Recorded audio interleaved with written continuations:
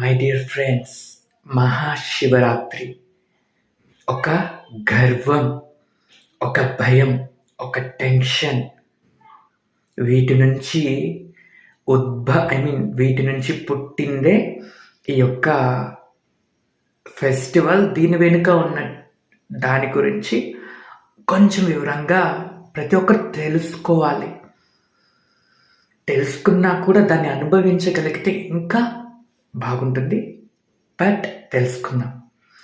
ఒక గర్వం, ఒక కోపం, ఒక భయం, ఒక టెన్షన్, నాది అనే ఫీలింగ్ నుంచి పుట్టిందే అన్నమాట ఇది.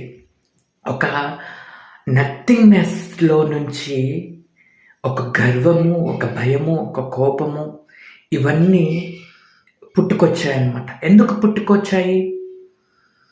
మొత్తం నథింగ్నెస్ ఉంది కదా, అసలు ఏంటి ఇది అని తెలుసుకోవటానికి, దీని వెనుక అసలు ఏముంది అనే కోరిక, ఆ కోరిక కారణంగా ఇవన్నీ పుట్టుకొచ్చాయన్నమాట.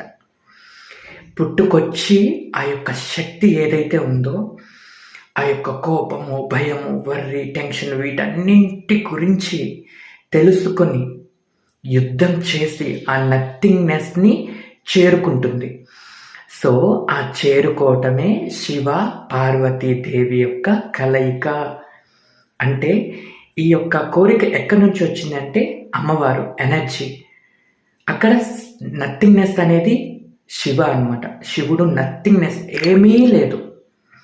పార్వతీదేవి కోరిక ఏంటి, ఏముంది, అసలు ఎంత నథింగ్నెస్ ఉంది కదా, ఏముంది దీని వెనకాల, అసలు ఆ నథింగ్నెస్ని ఎలా ఫీల్ అవ్వగలగాలి, ఆ కోరిక నుంచి వచ్చిందే ఈ కోపం, భయం, బాధ, వర్రి, టెన్షన్.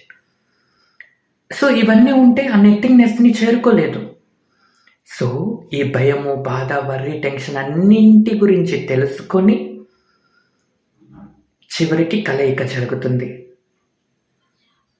అది లవ్, అది ఒక కలయిక అంతే.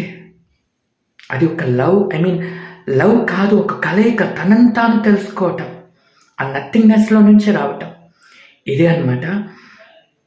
చాలా ఉంది చెప్పాలి అంటే, జస్ట్ కొంచెం క్లియర్గా అర్థమయ్యే విధంగా చెప్పాను. Thank you, love you.